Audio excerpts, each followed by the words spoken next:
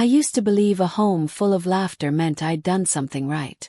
That every tear I wiped, every birthday cake I baked, every school recital I sat through, all of it would matter someday. That my love would return to me like the tide. But love, it seems, doesn't always come back the way you expect. Sometimes it fades quietly. Or worse, it disappears when you need it most. My name is Dorothy Mae Caldwell.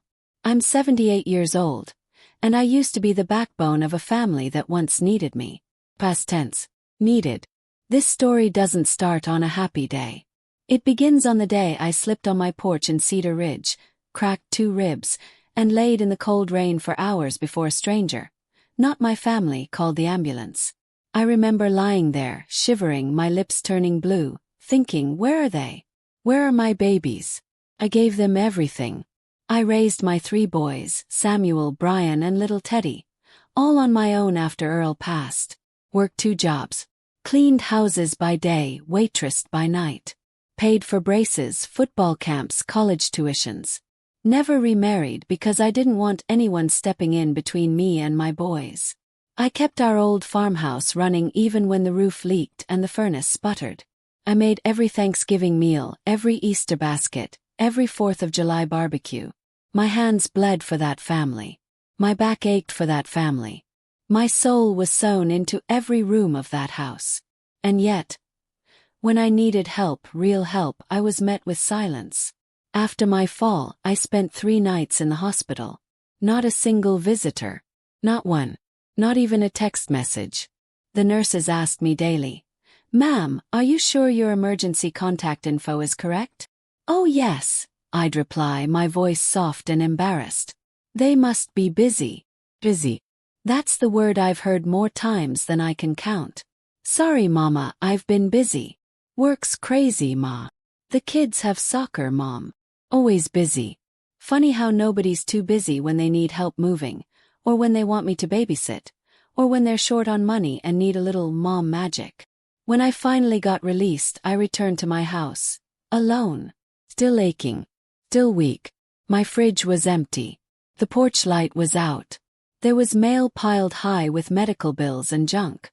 I sat in my kitchen, where I used to feed 3 hungry boys before school, and I cried like a little girl.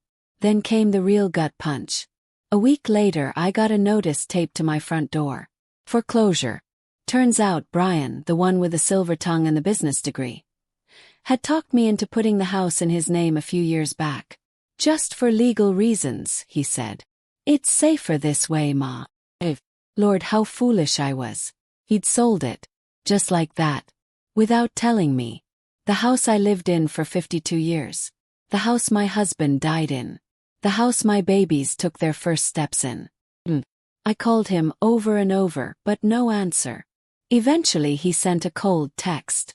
"It was for the best, Mom. You're not safe alone. I'll pay for a nursing home. You'll be fine." Fine. I wasn't fine. I was hollowed out. I moved into Shady Pines retirement community with 2 garbage bags and a bruised heart. The room was small. Sterile.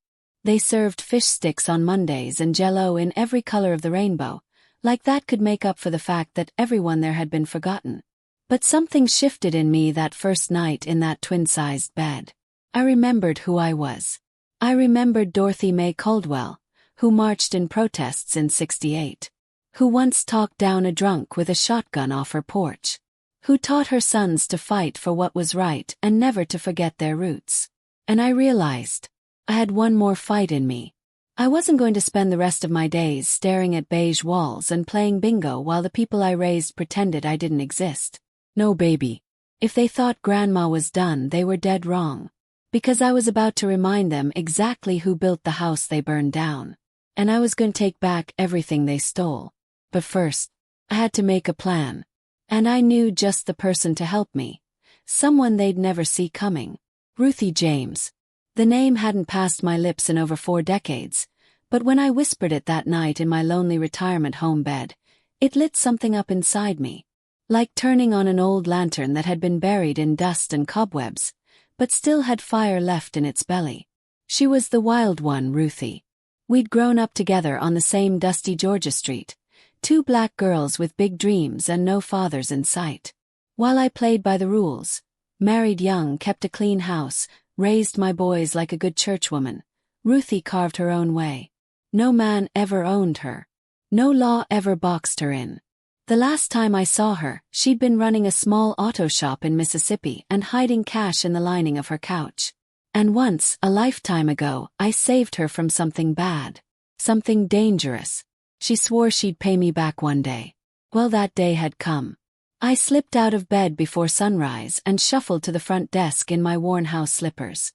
Linda, the night nurse, was asleep with her face in a romance novel.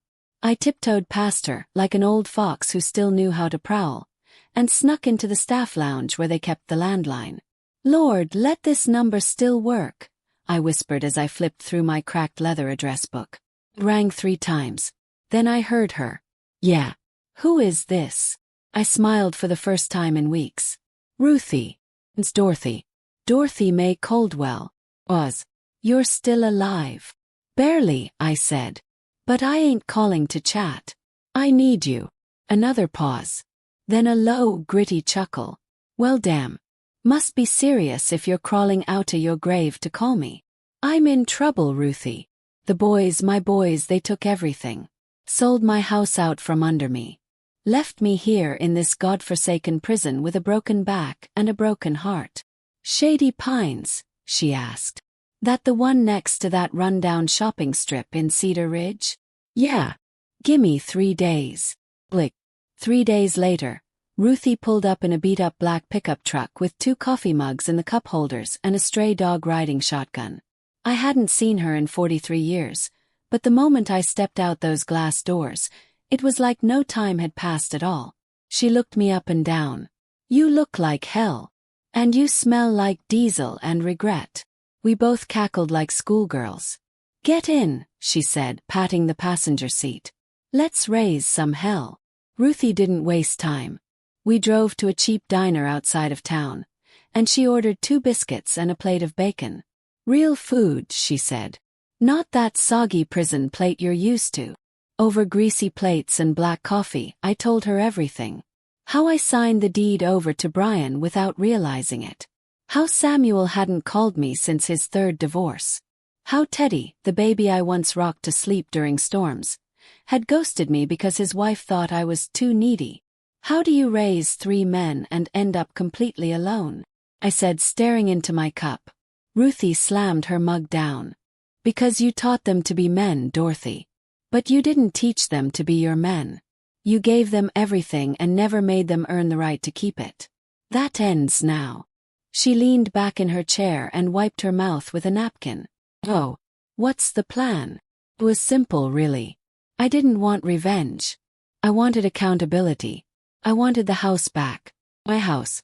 The one with the cherry tree in the back and the tiny pencil marks in the hallway where I used to measure the boys' heights every birthday. I wanted my name cleared. I wanted to stand in front of them, not as their desperate, discarded mother, but as the woman who built them. And most of all, I wanted the truth known. So Ruthie and I got to work. She started digging into property records. Turns out, Brian didn't just sell the house. He flipped it. Yes. To a friend of his from real estate school. They turned it into a short-term rental, like some kind of Instagram influencer fantasy cottage. They even painted over the handprints I left on the porch railing with the boys when they were toddlers. That hurt the most. "They erased you," Ruthie said, handing me the printed listing from Zillow. "But we're gonna make 'em remember." We put on wigs and sunglasses and booked a 2-night stay in my own home. Under the fake name, Eunice LeBlanc. Ruthie paid with cash. She always had cash. When we pulled into the driveway, I could barely breathe. The cherry tree was still there. But everything else. My lilac bushes had been replaced with gravel. The curtains were white and soulless. The kitchen, my warm, buttery kitchen, was now stainless steel and cold. It was like stepping into a museum of someone else's life. But I wasn't here to mourn. I was here to fight. That night, I sat in my old bedroom, staring at the ceiling. I ran my fingers over the floorboard under the window, the one that creaked no matter how careful you stepped. And I remembered everything. How I used to sit right there with Earl when the boys were asleep.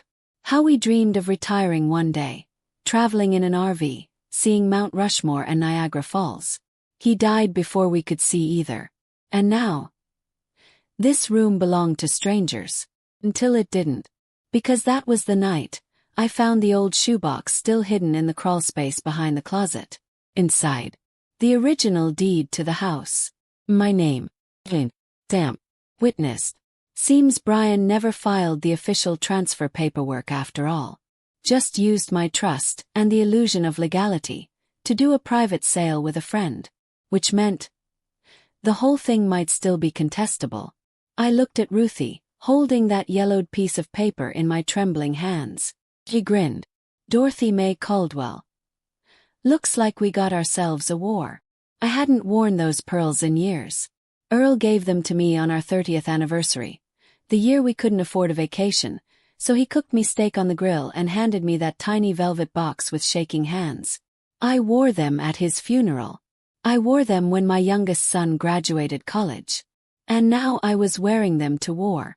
Ruthie dropped me off in front of the law office on Maple Avenue. You sure you want to do this today? She asked, one hand still on the wheel, her old gold rings glinting in the sun.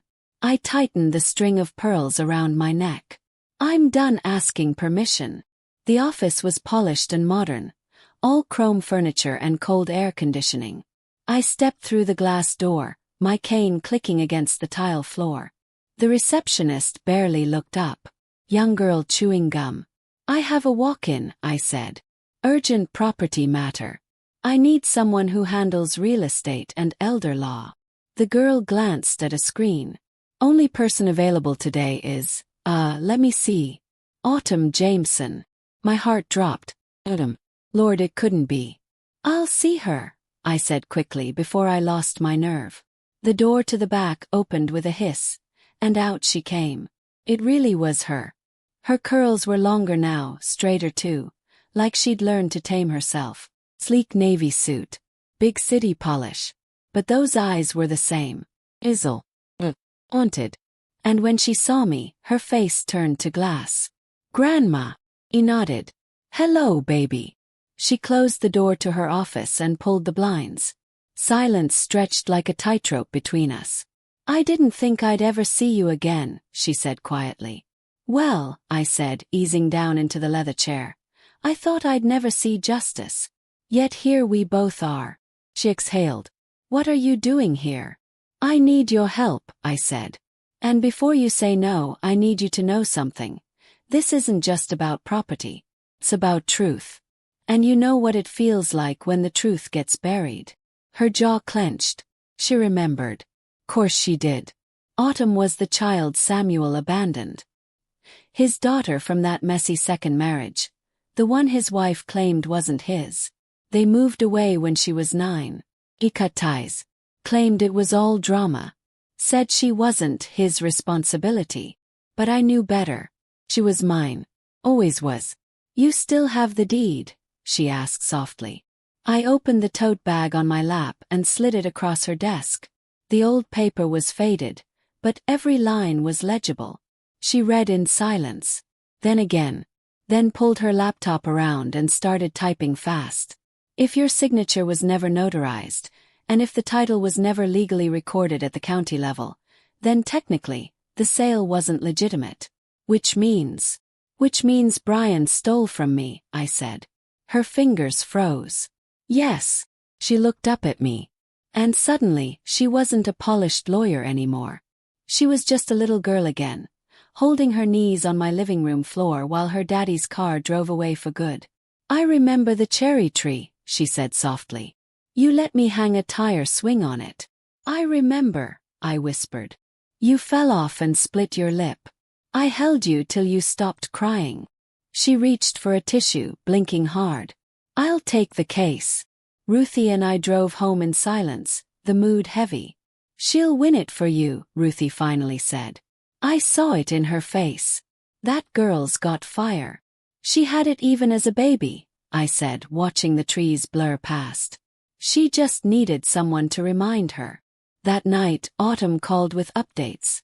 There's a hearing date scheduled. 3 weeks. I already filed the injunction. The court froze the listing, so they can't rent it out anymore.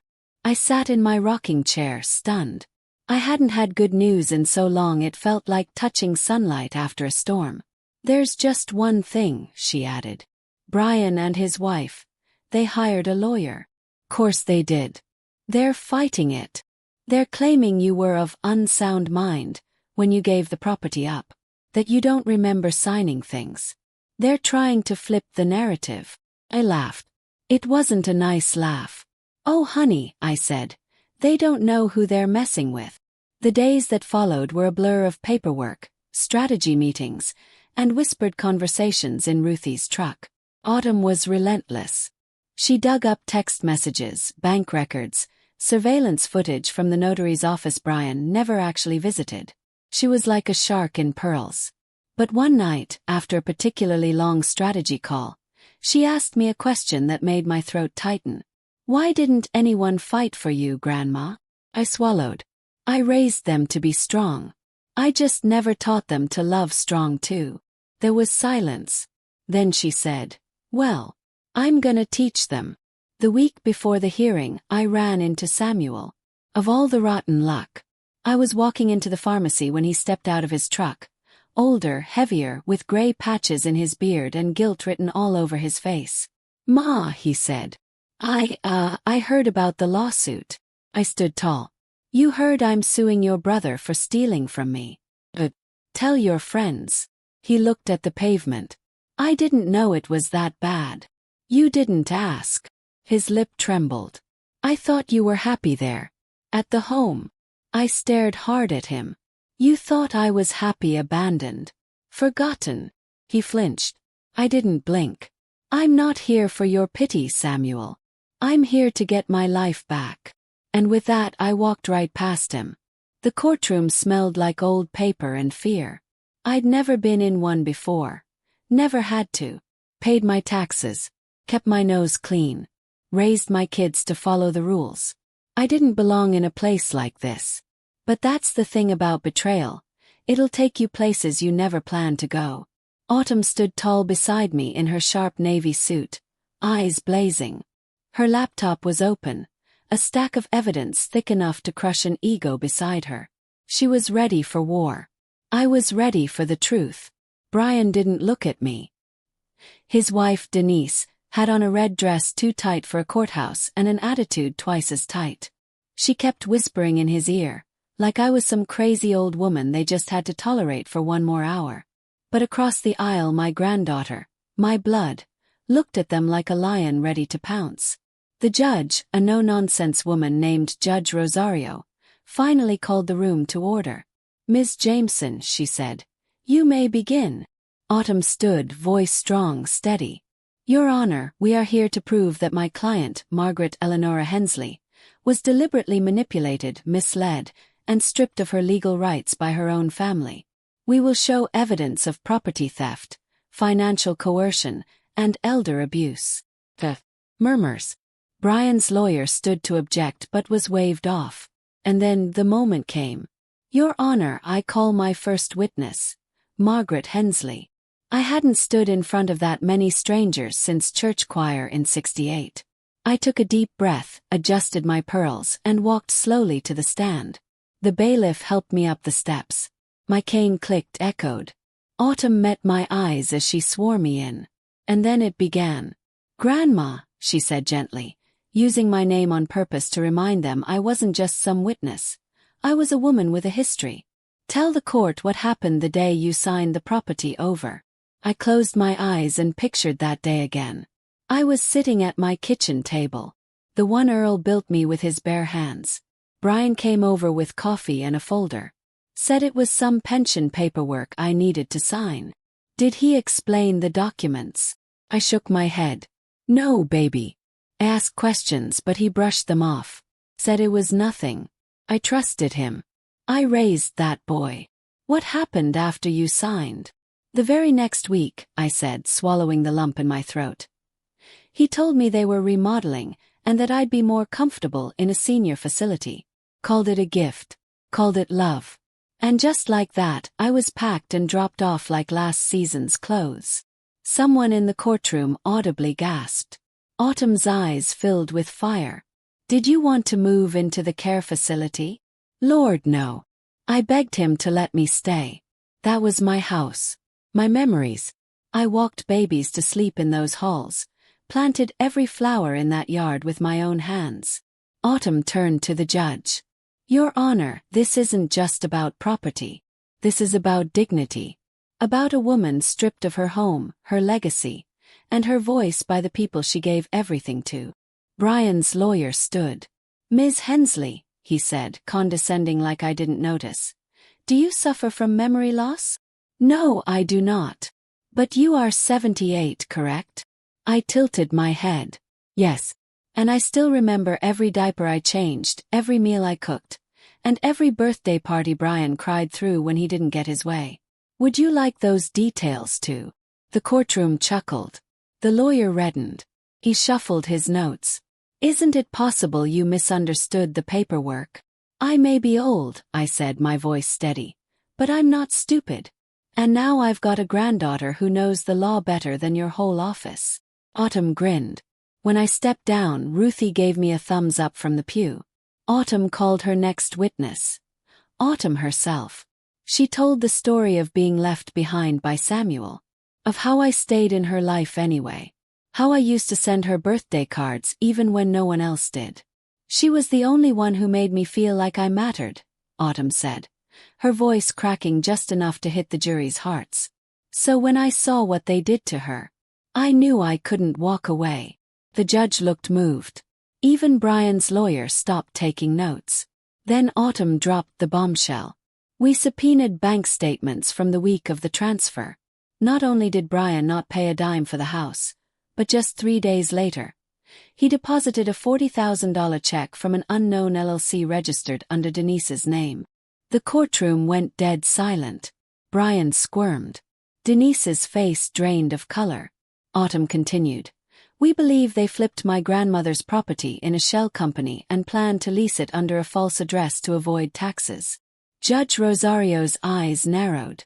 That's a very serious accusation. Autumn didn't blink. We have proof. Outside the courtroom during recess, Samuel approached me again. I didn't know it was this deep, he said.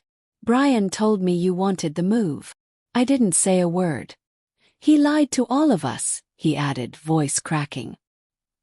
He's your brother, I said. Not your conscience. Then I turned and walked away. That night, after court adjourned, I returned to Ruthie's house exhausted, but when we pulled into the driveway, I saw something nailed to the front door. It was a yellow eviction notice. And under it, spray-painted in red letters, were 4 words that chilled me to the bone. Drop the case, old hag. I stood frozen on Ruthie's front lawn, the car engine still humming behind me. The yellow eviction notice flapped in the evening wind like a slap to the face, but it was the red spray paint that made my bones go cold. Drop the case, old hag. They could have just called. Could have sent another sleazy lawyer. But no, this was personal. Ugly. Cowardly. Ruthie got out first and gasped. Grandma. I didn't speak. I walked right up to that door like it was Sunday morning and I was walking into church. I touched the handle, cool and shaking, and yanked the notice free. The red letters were smeared a little, like whoever wrote it had a shaky hand, or a guilty conscience. You think this'll scare me? I muttered to the air. You think paint and paper's enough to undo 78 years of grit? Ruthie came up beside me, arms crossed. Should we call the police? No, I said. Let them think I'm scared. But that night I didn't sleep. Every creak in the floorboards had me sitting up. Every flicker of headlights through the curtains made my heart race. My mind kept replaying the courtroom, the lies, the betrayal, the way Brian wouldn't even look at me. And now this. I lay there, staring at the ceiling fan turning slow like the thoughts in my head. This wasn't just about a house anymore. It was about silencing me. Erasing me, making sure I stayed a ghost in the family I built. I spent the whole night sitting up with a flashlight and a Bible in my lap, not for praying, for remembering, for strength. In the morning, Autumn stormed in, waving her phone. They posted pictures of the eviction notice on some local Facebook group. Said you were trying to steal back property. You gave up willingly. Who posted it? I asked, already knowing the answer. Denise. I smiled without any warmth. She always did like attention. She's turning it into a sympathy story. Says you're an old woman with dementia who's confused about the past. And lashing out with fake lawsuits. People are commenting horrible things. Saying you're unstable. That you belong in a home. I nodded slowly, pressing my hands together. Good. Let 'em talk. Autumn blinked. Good. Yes, I said. Now I know they're scared. Later that day we went back to court for the next hearing. As we waited in the hallway, I saw Brian standing by the vending machines, whispering fiercely on his phone. No, it's not handled yet. She's got this lawyer girl. Yes, Samuel's kid. He didn't know I was behind him. I don't care how it looks, Denise, he snapped. If she doesn't drop this soon, she could ruin everything. That was all I needed. Cleared my throat. Brian turned, his face falling. Oh, didn't mean to interrupt, I said, all sweet like honey. But you know what they say, baby. You never know who's listening. Inside the courtroom, things escalated fast. Autumn introduced a series of photos. Me planting rose bushes in the backyard. Me repainting the kitchen with my late husband. Me holding up a "Welcome Home, Brian" banner from his army return. All timestamp. All proving I was still actively living in that home well after they claimed I'd willingly vacated it. Then came the video. Autumn had pulled footage from the care facility lobby. The day Brian dropped me off. The date was circled in red. The jury watched me walk in with one suitcase. Brian kissing my cheek half-heartedly before hurrying off. I had looked around like a stranger in a cold country. Not a woman going home. And Autumn's voice rang out. Does this look like someone making a choice? Or someone being abandoned? The room was silent. Even the judge's mouth tightened. Denise was next to testify. She tried her charm. Big smile, crocodile tears, hand on her chest. She's just confused, Your Honor. Margaret was overwhelmed by the stares in the house. And we only wanted what was best. Brian and I took her in for years. We made sacrifices too. Autumn stepped forward. Did you know your name is attached to 3 shell companies registered in Delaware and Nevada? Denise's eyes widened. And did you also know those companies are listed as holding real estate investment properties, including one recently purchased under Margaret Hensley's name and then transferred 2 days later? The gallery gasped. I don't know anything about that. Denise stammered. Autumn didn't flinch. Then perhaps your signature on the transfer form will refresh your memory. She held up a printed copy. And that was the moment Denise broke.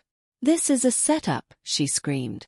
She's manipulating Autumn, turning the whole family against us. Judge Rosario slammed her gavel. Order! But Denise wouldn't stop. She's just a bitter old woman who didn't want to be alone. And now she's making up stories to punish us.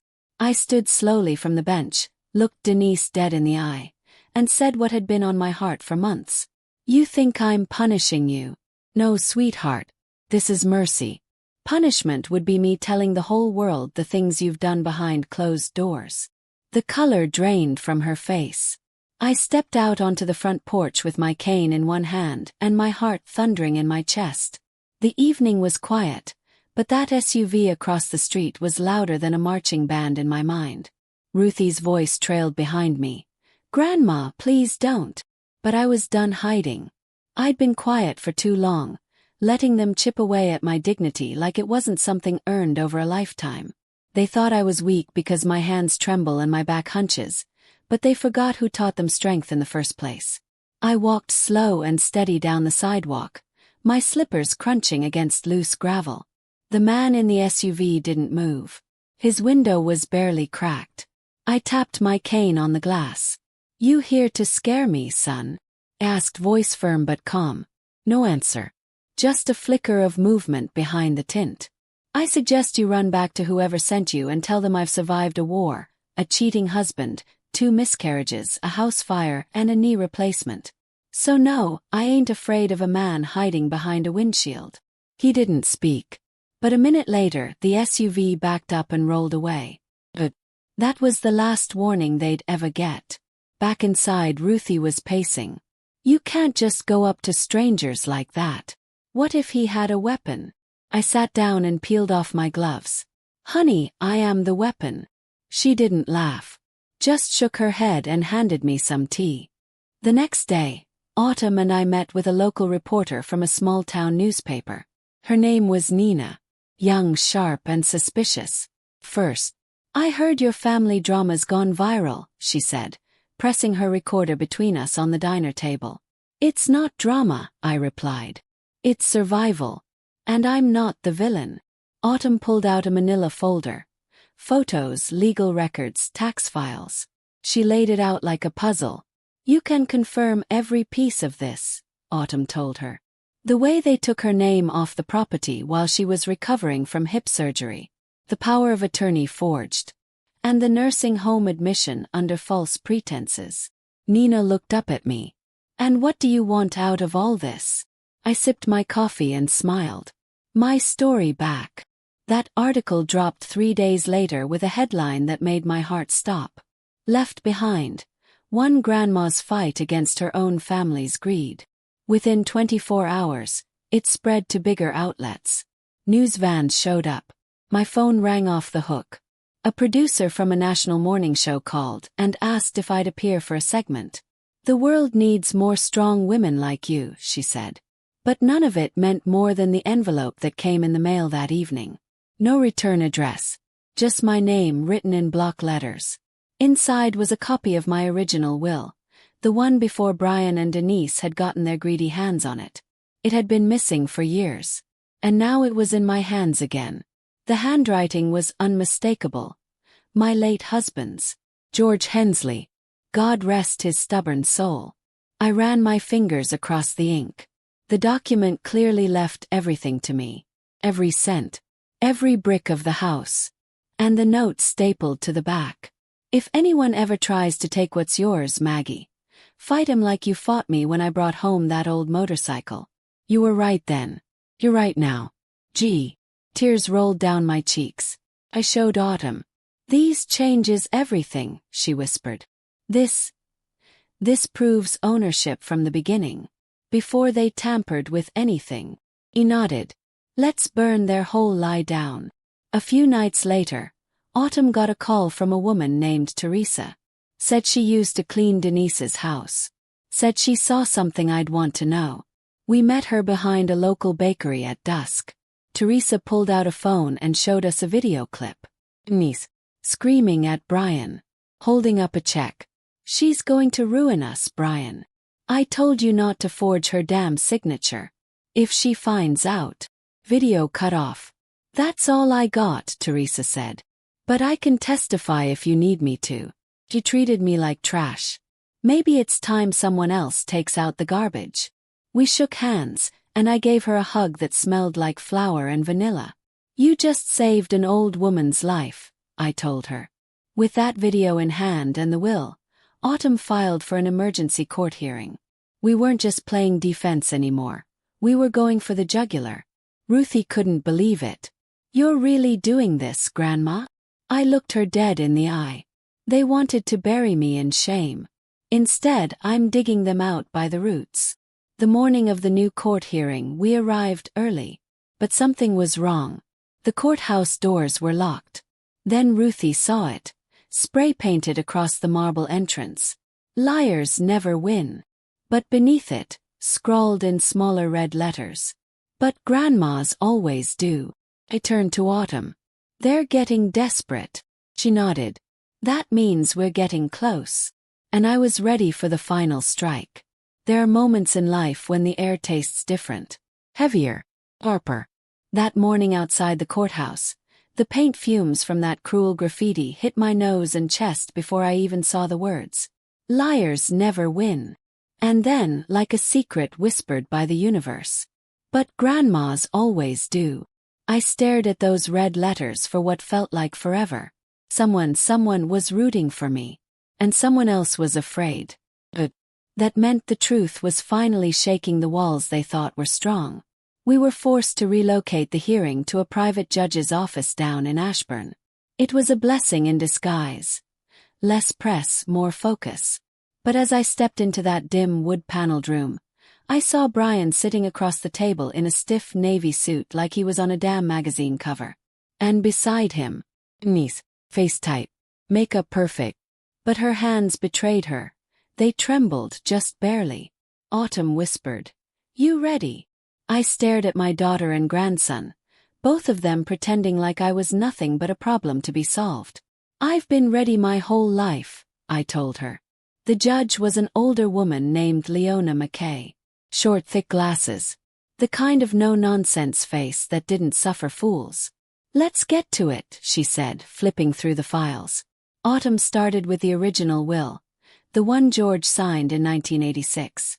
She placed it gently on the judge's desk like it was sacred scripture. My client, Margaret Hensley, was the sole beneficiary of this will.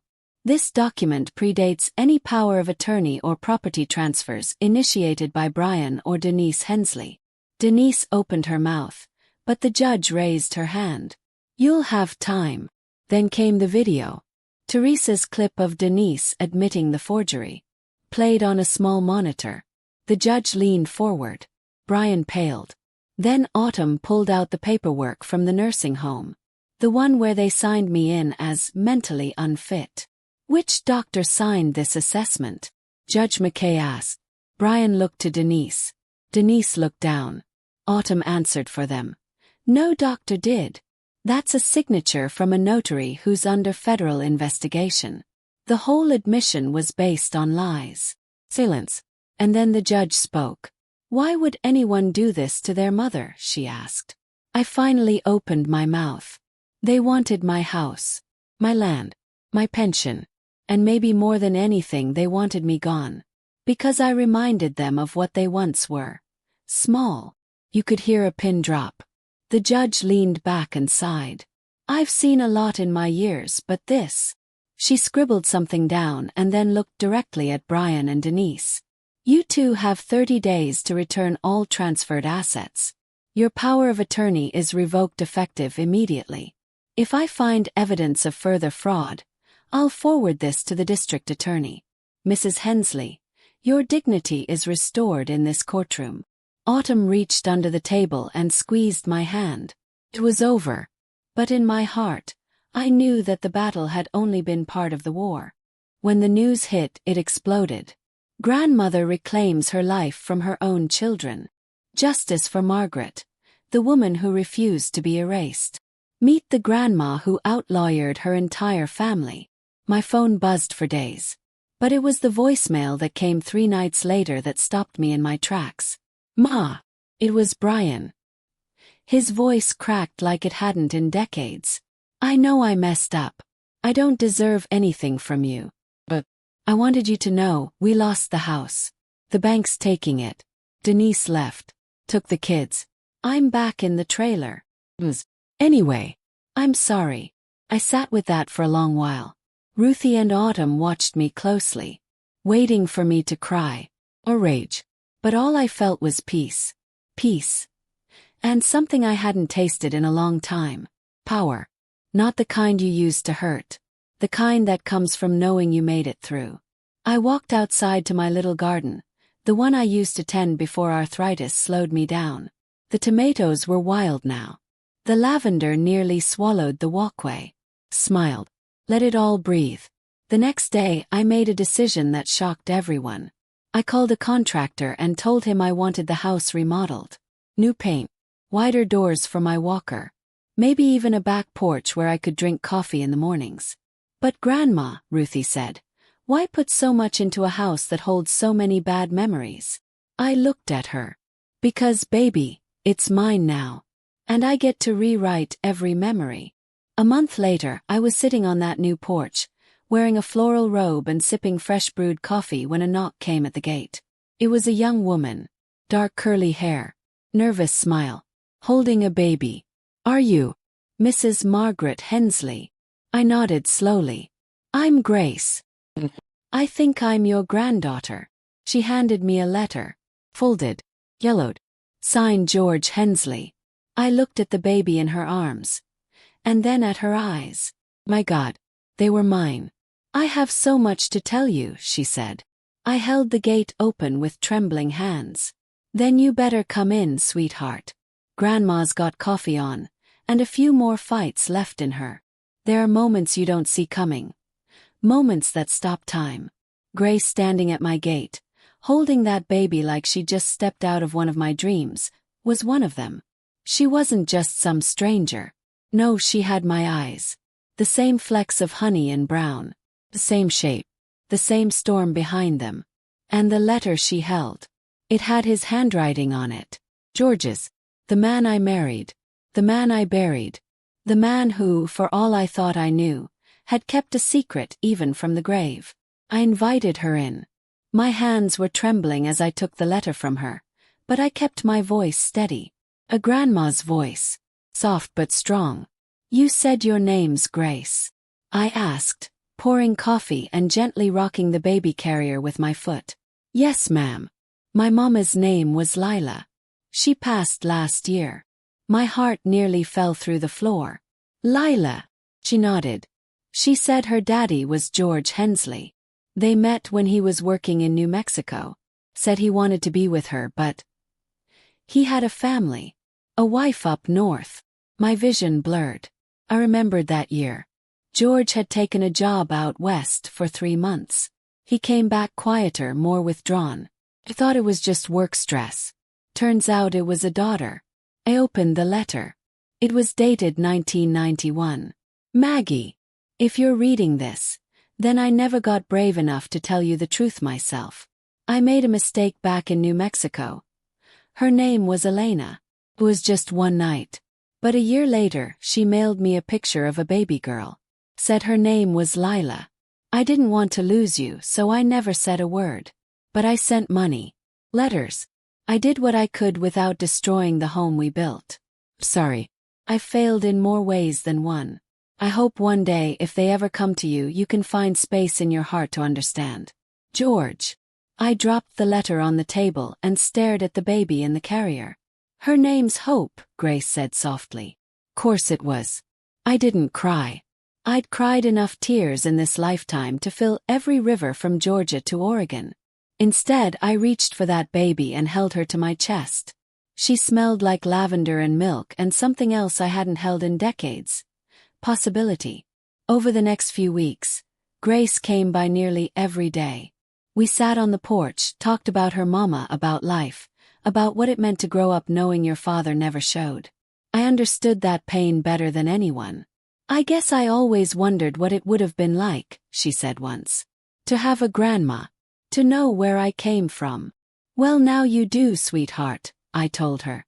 And I've got 83 years of stories to catch you up on. She smiled through tears. And I've got diapers, bills, and a broken-down car. So, fair trade. We laughed. And just like that, the hole they left in my heart began to heal. Not from Brian. Not from Denise. But from this. From something pure. But healing doesn't mean forgetting. One morning, Ruthie walked into the kitchen holding a thick envelope. Grandma. It's from the county clerk. Inside was a stack of reports. Property history. Ownership transfers. Fraudulent tax filings. Apparently, Brian and Denise had done more than just forge my signature. They had mortgaged my home twice and defaulted.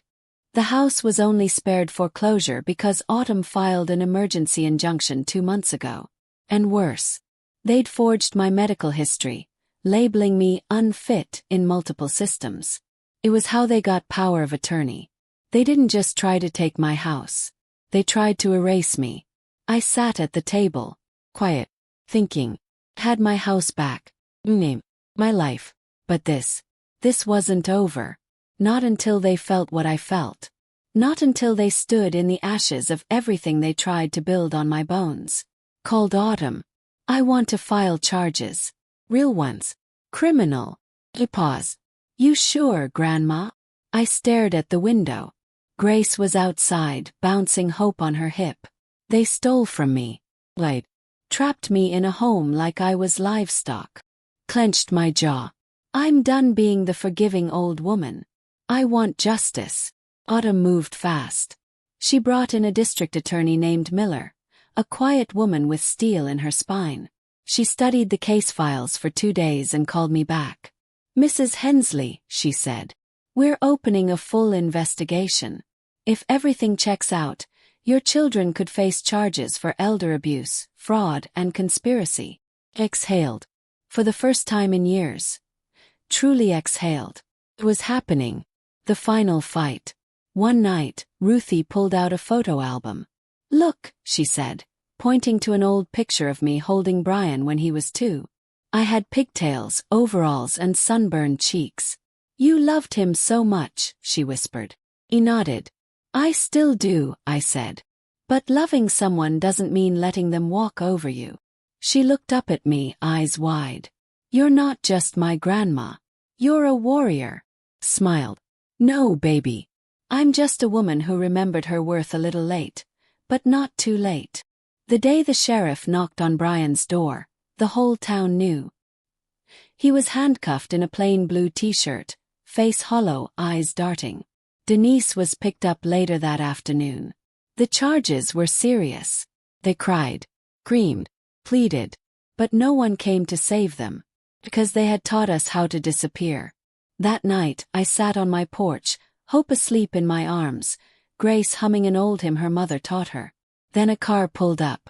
A man stepped out, broad shoulders, silver beard, soft eyes. He looked just like George. Excuse me, ma'am, he said. I think I might be your grandson. That night, as the sun dipped behind the trees, I sat on my porch cradling Hope, feeling the gentle rise and fall of her tiny chest against my chest. Grace hummed an old hymn softly beside me, the kind my mama used to sing. The peaceful moment shattered when a car rolled slowly up the gravel driveway. The headlights cut through the twilight like a spotlight on a stage I wasn't ready to be on. The door opened and a man stepped out. Broad-shouldered, with a silver beard and eyes that held a sadness I recognized. An echo from a lifetime ago. He walked slowly toward me, hands deep in his pockets, and I felt a strange flutter in my heart. He stopped at the gate and tipped his hat. Mrs. Hensley? He asked quietly. Yes, I replied, my voice barely more than a whisper. My name's Daniel. I believe I'm your grandson. I blinked, feeling the weight of the words before I even knew their meaning. You're Brian's son. No, ma'am. I'm George's grandson, from another line. He pulled out a photo yellowed with age. A young woman, dark hair, holding a baby. The baby's eyes were unmistakable. That's my mother, Lila. And that baby is me. I took the photo with trembling hands, eyes brimming. So much hidden. So much unknown. Daniel told me his story. One of growing up feeling incomplete, never knowing the grandmother who had raised the man who raised him. How his mother, Lila, kept George's secret, carrying the weight of being an unacknowledged daughter. How she'd hoped one day we'd meet, but feared rejection. I always wondered about you, Daniel said. About the woman who built a life my grandfather never told me about. We talked for hours, stories weaving a tapestry of pain, hope, and family. The next days blurred into weeks. Daniel became a fixture in my life. Helping around the house, fixing the garden, teaching Hope to crawl, and most importantly, healing parts of me I didn't know were still broken. Grace and Daniel grew close, sharing laughter and tears over what had been stolen, and what we were now rebuilding. But with every step forward, the shadows from the past lurked. The court case against Brian and Denise dragged on. Old wounds reopened. Letters arrived with threats, phone calls in the dead of night. Brian, now bitter and broken, tried to sway relatives, telling lies about me, about Daniel, about Grace. Denise stayed silent, a ghost who refused to face the damage. One afternoon, as I sat in my favorite chair, Autumn called with news that made my heart pound. The district attorney found evidence of more fraud. Brian and Denise are facing additional charges: tax evasion, insurance fraud, even identity theft. I closed my eyes and whispered a prayer. This was no longer just about the house or money. This was about justice. Daniel stood by my side through every hearing, every deposition. His calm presence was a balm to my bruised spirit. At times, I saw flashes of George in him. His stubborn jaw, his protective glare. I realized then, family isn't just blood. It's the people who stand with you when the world turns its back. One night, Daniel and I sat on the porch, watching fireflies dance over the yard. "Grandma," he said, "you fought harder than anyone I've ever known. You're the heart of this family." I looked at him, pride swelling. "We're more than survivors, Daniel. We're warriors." As the trial's final day approached, I got a call from Brian. He wanted one last meeting. "I'm sorry," he said, "and I want to make things right." The question was, could I forgive the son who once promised to care for me, then sold my house and tried to erase me? Brian's call came just as I was settling into my favorite chair, the evening sun casting long shadows across the living room. I stared at the phone, the weight of his voice still lingering in my mind. "I'm sorry," he said, voice cracking like an old record. "I want to make things right." For a moment I was silent. I wanted to scream, to cry, to throw every bitter word I'd held inside his face. But instead I felt something else: calm. I told Ruthie about the call, and she looked at me with wide eyes. "Grandma, are you going to see him?" I shook my head slowly. "No, baby. This isn't about meeting him anymore. This is about me." The courtroom was packed the day Brian finally stood before the judge. His shoulders slumped, a man stripped bare of pretense. Denise was absent. Her lawyer announced she'd fled the state. The prosecutor laid out every twisted detail: false documents, forged signatures, financial deception. Brian's defense faltered. His own lies crumbled like the house he sold. I sat tall, dignity wrapped around me like armor. After hours of testimony, Judge McKay turned to Brian. "You betrayed your mother. You broke the law. And for that, you will face restitution and community service. But more importantly, you will never again have control over her life or property." Brian's eyes met mine. I saw regret, but I also saw something else: weakness. When the gavel fell, I exhaled the breath I'd been holding for decades. The weight of betrayal lifted. I felt the sun on my face through the courtroom windows, and it was like I was seeing the world fresh for the first time. Later, in the quiet of my home, I sat on my porch with Grace, Daniel, Ruthie, and Autumn. The house was finally mine, rebuilt not just with bricks and mortar, but with love and hard-won justice. Grace held hope in her arms. Daniel laughed softly as he told a story about his first camping trip, and Ruthie handed me a cup of tea. I smiled, feeling the circle close. Brian's betrayal hurt like 1,000 knives. But forgiveness, that was my victory. Not for him but for me. I told him once, "You can sell my house. You can try to erase me. But you will never take my soul." And now, I'm free. The last thing I did was write a letter. Not to Brian. Not to Denise. But to every woman who's ever been told she's too old, too weak, or too forgotten. To every grandma who's been pushed aside and silenced. I wrote, "You are the fiercest warriors. You are the roots this family grows from. And no matter what, you will rise again." Thank you for listening to my story. And remember, no matter what life throws your way, you're never too old to fight back. 'Cause some grandmas don't just survive. We come back stronger.